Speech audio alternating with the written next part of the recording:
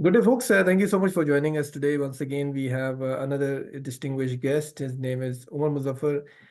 Came to Canada some years back. Very strong professional and also very much active in the community. So, with that, let us hand it over to Umar. So, Umar, if you can get started by telling us a little bit about yourself first.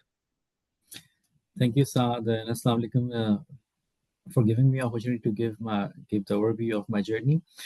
I immigrated to Canada in 2016. I hail from Rawalpindi, completed my early schooling, matriculation, and then the first year from Army Public School. And then my family relocated to Islamabad. So then I completed my second year of my college from Islamabad Model College, G10-4, and then my bachelor's in computer sciences from International Islamic University. So that's about my academics. Professionally, I started my professional, I would say, first step in with doing internship with United Nations for 12 weeks. Just gave me exposure about like multinationals, especially with the UN, how they have their subsidiaries working on. And meanwhile, I applied for one of the leading telecom. I was not able to make it in the first round. Somehow I applied again, and I was able to get into them. So I worked with Telenor for almost 9 years in different roles. I started from product platform, then I moved to sales and distribution, then I moved to regional operation as well. And at one time, I was also part of one of the biometric teams. So I had the opportunity to travel all Pakistan from Karachi to all the way to Kashgar and the different areas. So just like everyone, exploring the opportunities within Pakistan, and since I have one sibling in Canada, so I thought just to apply for immigration. Uh, Personally, I was more inclined toward going to England, but somehow what happened, what is written in your feet. So I filled my profile at that time with my wife, and in 2015 December, I recall I got immigration, and that was again a bit tricky situation because both like myself and my wife, we are in the middle of our career progression. Should we take this? Because we heard a lot of stories about Canada, limited opportunities, especially not for every profession. But then we thought like, oh, let's take a leap of faith and then moved on. So we permanently moved to Canada in 2016 Feb. So again, I consider myself to be, I would say, not privileged, but the lucky in a sense because I applied for only two jobs, and I was able to get the very first job offer from the same company, which is also not a good learning for me because basically that pushed me to undermine the challenges which a typical immigrant have to face. So then, with the progression, I had few roles change within the same company, and currently I'm working in data privacy team. Interesting.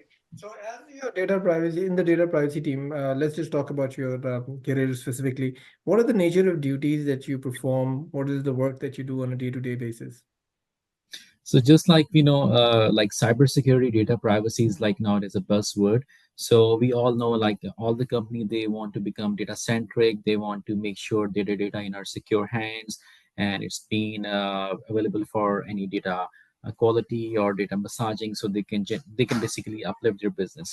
So the company which I'm working with Canadian Tire. So we're making sure our customer data are in safe hand. We are not doing any initiative which is not secure, so we have to perform the assessment from the privacy perspective, and also since every data is moving from the conventional data warehouses to the clouds, so there come the privacy. So it's have to be act as a shield from the internal customers as well and from the external customers as well. Amazing. Very nice. And I know, so apart from your professional side, there is also a personal side to you and a lot of activity that you do in the community, and you're very active regarding that. And I believe you came in 2016, then you put together a platform by which you could help immigrants, and then it merged into another platform. So if you can tell us a little bit about that as well. Well, so what happened, as I mentioned, I was fortunate to get my job within the second interview in Canada. So I basically overlooked, or I would say I totally not able to get an idea like what a typical immigrant have to, the hardship they have to go through. So when my coworker from Pakistan and some of my alumni, when they led into Canada and they start sharing their own experiences that, for example, there is not a job for a mechanical engineer, or there are no any opportunities for the medical graduates. So then I thought like, regardless of your alumni, we should connect professionals So I met one friend Salman, and then we started a WhatsApp group. Initially, it has just 10 people, and the aim was only that if someone asks for help, if you don't know someone at this company, try to find around in your circle. It could be from your alumni, maybe from your personal circle. So then it's just start flourishing, and then we get connected with the Pakistan professional forum. They were a larger group, and then we get become part of them, and basically it's helping now. So now we have almost 2,000 members from all accounting to zoology and all alumni from Pakistan, like from IBA to Gilgit, Baltistan University. Amazing, amazing. That's an amazing work that you're doing within the community. So, in terms of that experience that you have had, if and you see a lot of people in join the groups and they talk to you, and you've held different events at different times, what is the one or two key messages that you would like to give or you do give to individuals who are coming into Canada? Uh, well, it's not any myth, but since we come a lot of myth when we plan to come to Canada, or we even just buying a car. So just like the same thing when we are buying a car or any gadgets, we always do a lot of research. But when we are coming to a new chapter of life, just like in a form of immigration, we always lack the lacking of research, and we always rely on them, some cousin or someone or network, and we try to replicate the same thing. So if they have a good ending, so we exceed expectation. And in case they don't have a good settlement, we implement the same thing in our life as well. So I would say never underestimate yourself. Like if you are in Canada or you're planning to come to Canada, come with high aims, but I would say a mediocre expectation. Sometimes people they do the other way around. They come with low aim but high expectation. So that is one thing.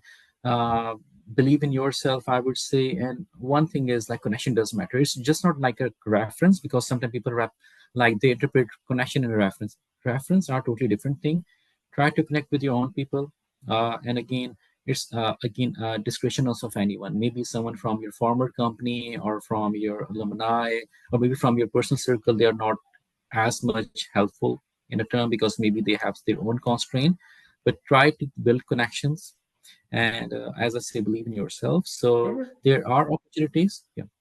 That's a good point that you raised, Omar, and I think a lot of people confuse network and connections and references, and they think, okay, if I'm not gonna network, somebody, I'll not be able to find a job. A network is not just to build a job, to find a job. It is also to expand on your own horizons, and I think that's the point that you're trying to emphasize, right? So it helps you build and understand and integrate in within the community as well. Yeah, and just to add more one thing, like um, not particularly with Pakistani, but definitely with South Asian as well. So normally we very easy to become victim of grievances. For example, why I came here, I left my dream job. So instead of like becoming the ambassador of, I would say, grievances, try to become the ambassador of grit. So if you have a feeling of grit, it's always helpful to you. And always be more flexible. Again, it's just my personal opinion, maybe I'm wrong. Like flexible, it should go in your career change, and also in geographical location as well. The thing is, I would say 90% of immigrants, we are coming for like not for the social reason, for the economic reason. So if you're getting an opportunity maybe in the West or in New Brunswick, go for it.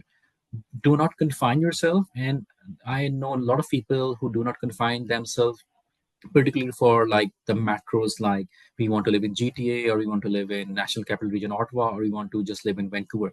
Those who move far away, although there it is like a trade-off, they might be compromising on something, but at the day end, especially in current economic situation, they are far better than those who are in GTA and having an extra grind. That's a good point because you know what? If you come all the way far from miles and miles away, why would you not just travel to some other, like 1,000, 2,000 miles within the country to achieve? But anyway, thank you so much, Umar, for taking the time out today and having this conversation. And hopefully, we will connect with you again in the future. Thank you, Saad. Thank you. Thank you.